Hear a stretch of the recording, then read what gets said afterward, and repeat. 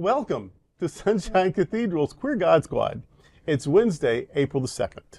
I am Bishop Darrell Watkins, the Senior Minister of the Sunshine Cathedral. With me today is Bishop Robert Griffin, Reverend Dr. Ann Atwell, and Reverend Kevin Tisdall. We are the Queer God Squad.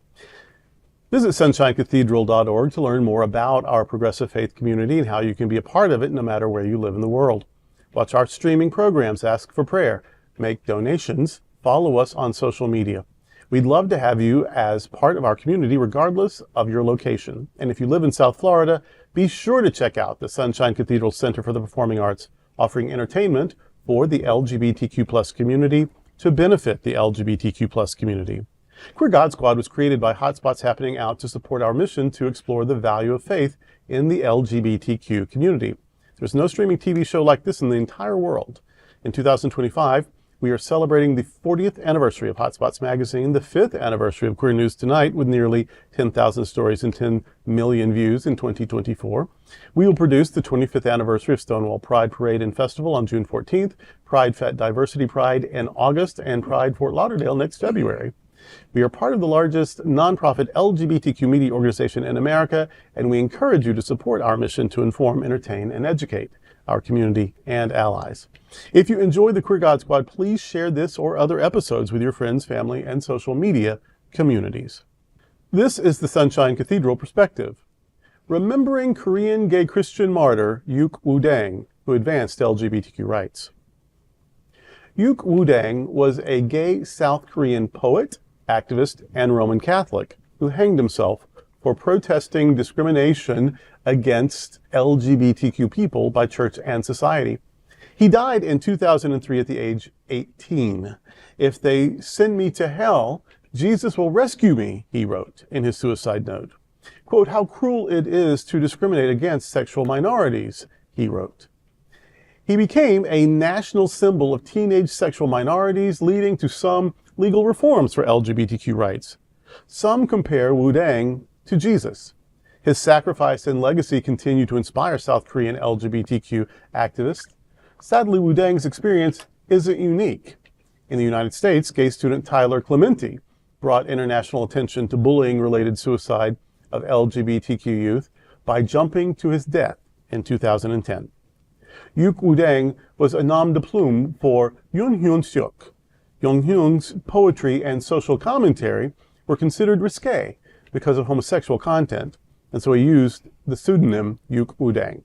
Woo-Dang was bullied throughout his school years and didn't finish high school. His parents threw him out of their home when he came out to them. He tried to ease his loneliness with writing that explored gay love, church hypocrisy, and homophobic politics. The name Yook Woo-Dang means a person who has only 6 friends. He said his 6 friends were alcohol, cigarettes, sleeping pills, makeup, green tea, and his rosary. His personal prayer was, quote, "Let there come a world where homosexuals are not despised," end quote. You can learn more about Yook Woo-Dang at qspirit.net. qspirit.net. If you or someone you know is struggling with depression or despair, or have recently considered self-harm, there are helplines for you. There's the LGBT National Youth Talk Line, where young people talk to young people, 25 and under. That number is 800-246-7743. That's 800-246-7743. There's the Trevor Project, 866-488-7386. There's the LGBT National Hotline, 888-843-4564. That's 888-843-4564. And there is Trans Lifeline, which is for transgender and non-binary folk. And that number is 877-565-8860. And if you'd like ministers, deacons, and prayer chaplains of Sunshine Cathedral to pray for you, simply send an email to prayer@sunshinecathedral.org. Well, I hope anyone who needs those resources will make use of them. You can always pause or go back to get those numbers. If you know someone who needs them, you can forward this, post it, or forward it. Because this really is a problem. the truth is that words matter. Mm-hmm. And when you are bullied, it takes something from you. And it takes a lot of work to get back. And if people are hurting so much that they can't even imagine doing the work or that the work would matter, a lot of times they just give up. I had a lot of, unfortunate experiences as a child, a lot of abuse or whatever. And I can't remember all the times I was hit, punched, choked, slammed into a wall. I had a very rageaholic dad. I think I probably don't play the piano very well or much at all, because when I would be practicing as a kid, every time you'd hear a clunk, wrong note, he had to keep replacing them, but he had a plastic fly swatter, and he'd hit me in my hand with the fly swatter, and it would break, so he'd have to get a new fly swatter.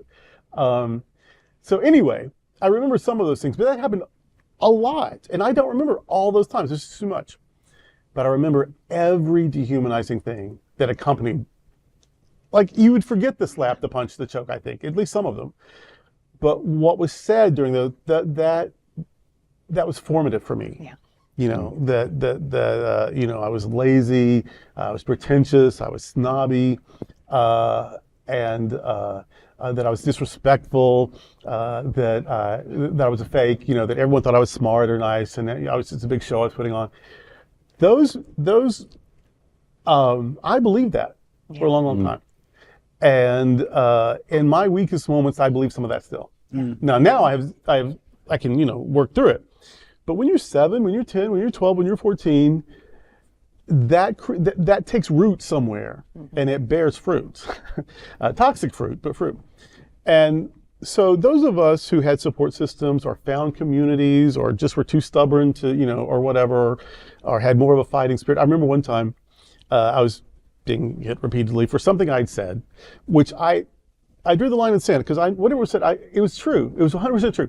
And I remember saying, you can hit me till I pass out. I will wake up saying this.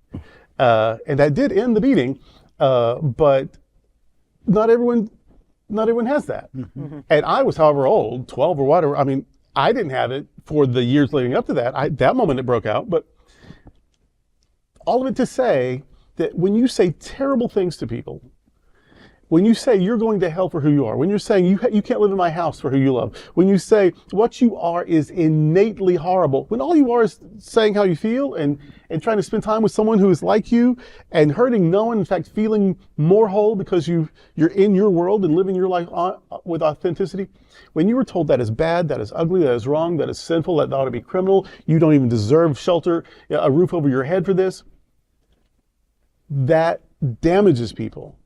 And some people can't cope with the damage. So when we hear these stories of people who unalived themselves, it wasn't because they were weak. It wasn't even because necessarily they had some sort of mental illness. It certainly is not a sin. No. It's not something that some divinity out in the cosmos is going to judge them for.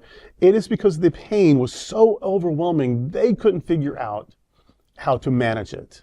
Now, I think there are ways to manage it, and I hope everyone who's in such pain finds the support they need to be able to manage it. But for those who couldn't find it and they couldn't manage it, that is a symptom, and that caused them dis-ease. But the symptom is hate. The symptom is rejection. The disease is hate. The disease is rejection. The disease is cruelty. The disease is bullying. So this young man and so many people like him,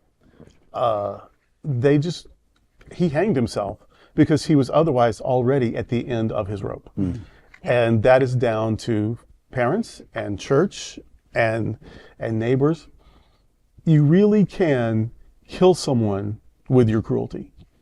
Mm-hmm. And so that's why we're here. That's why we fight so hard against that sort of thing. And if you say, well, the Bible told me, well, screw your Bible.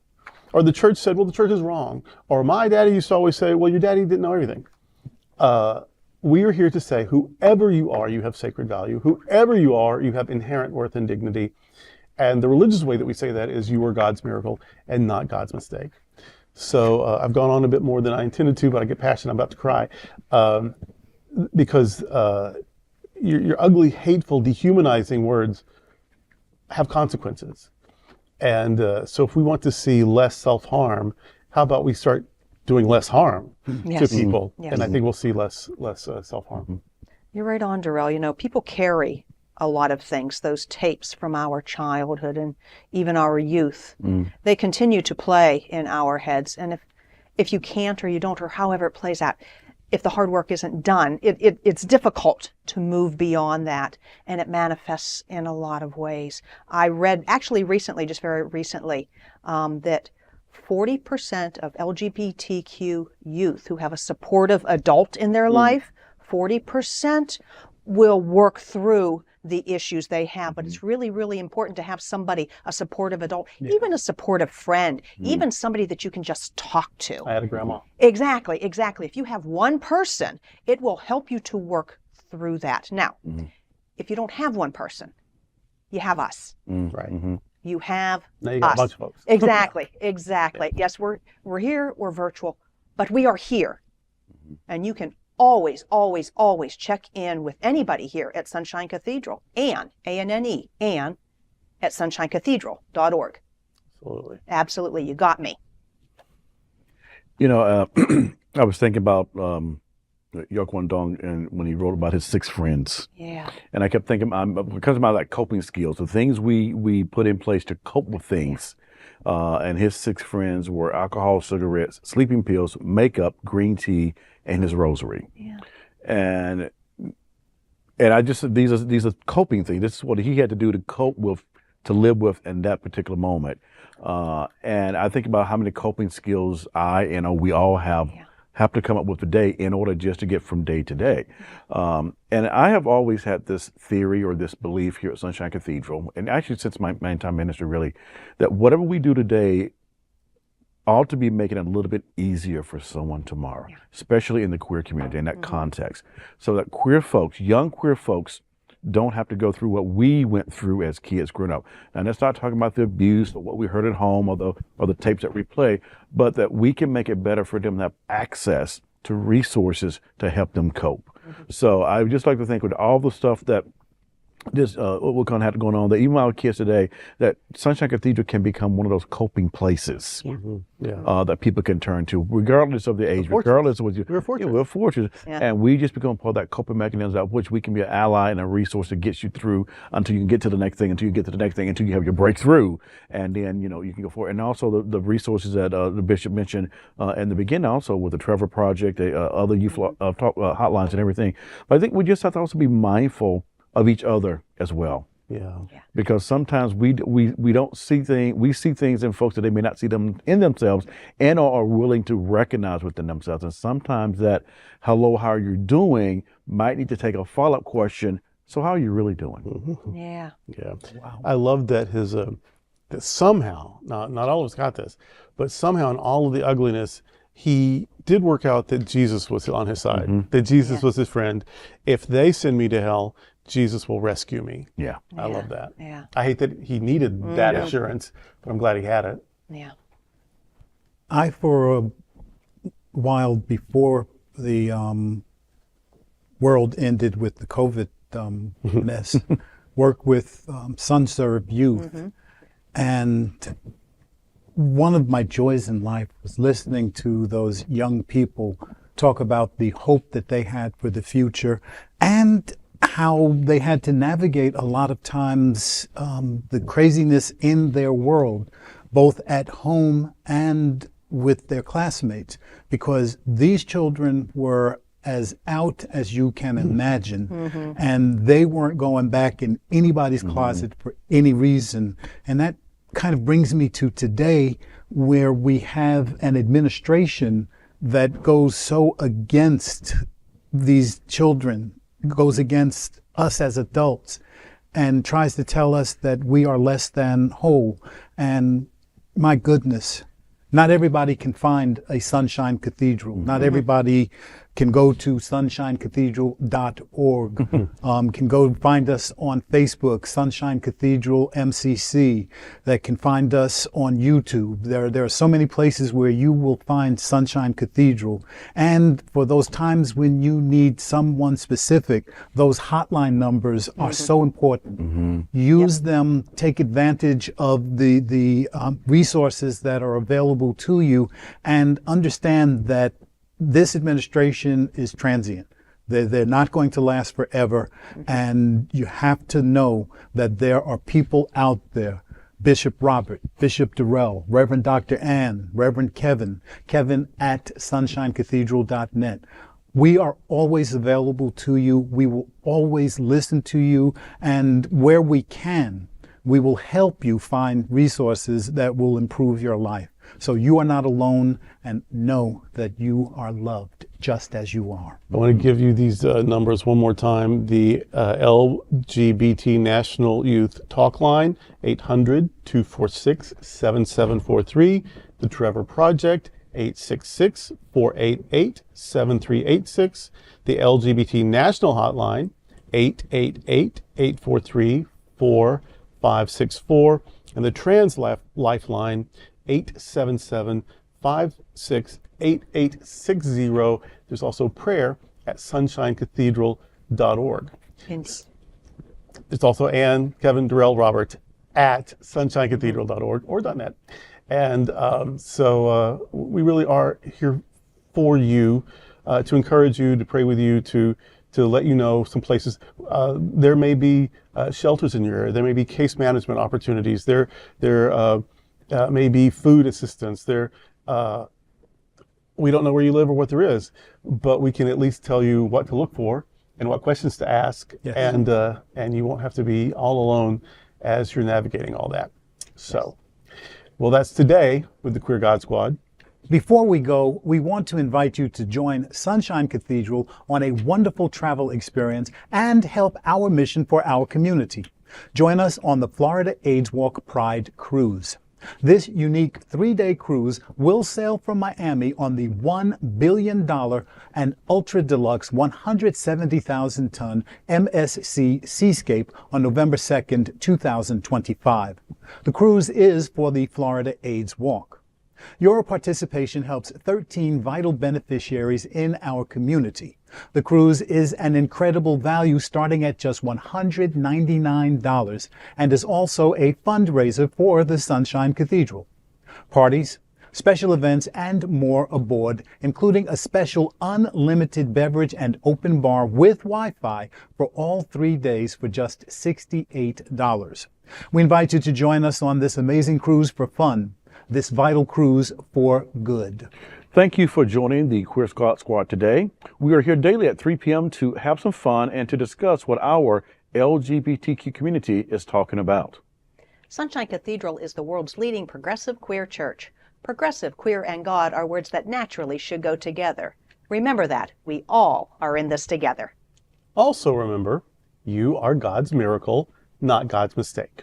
Until next time, we are the Queer God Squad. Goodbye.